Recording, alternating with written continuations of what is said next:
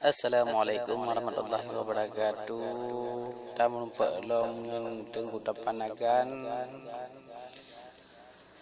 Kena pesampo bacut kabusi urang gasin yang na di Wananggro untuk wajah yang mulia karena lu dengar kata bucian memang urang yang paling tak jarang bapegah haba.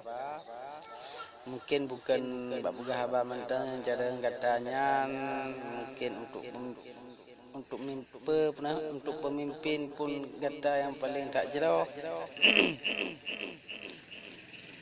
Jadi daripada ada pegah haba dari luar Nanglo lebih baik tahu kena wajah yang mulia Abu Sibo.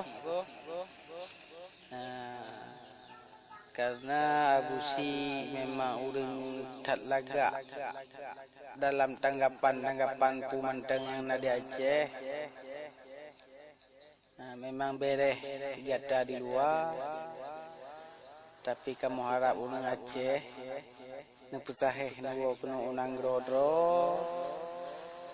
Mungkin gata je kesidro pemimpin di Aceh yang terlebih dari urang-urang yang ke awal, yang terlebih dari ulama-ulama, karena memang drone yang ulama yang terakhir kadang baik tak pegah haba di luar tahu kena unang grodro. Bek tapri runggu inan di luar Nanggro menyo di Aceh selama ino di pancul lawak luar. Ino takalon so yang betul. Bek sampai dro lagi wahabi nai luar. Tapegah kegop kena Syiah, tapegah kegop kena ISIS, tapegah kegop kena Wahabi. Kadang cik dro nak kam tempo ampunoh nak. Tahu kena tapi betul ino. Bek tapegah habai luar. Abu Sibo.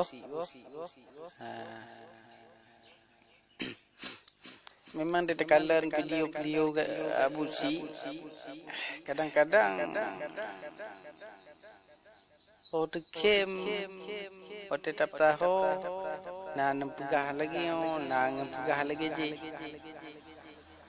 Jadi hana muho tahu ternyata Abu Si.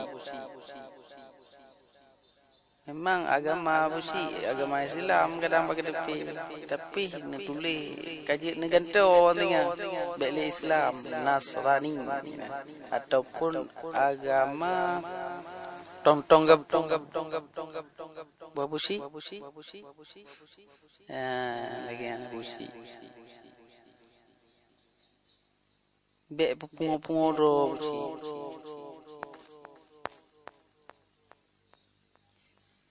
Abu Si. Bek pungo-pungo Abu Si. Kejauh lah Abu Si. Kaji lagi Abu Si. Assalamualaikum warahmatullahi wabarakatuh.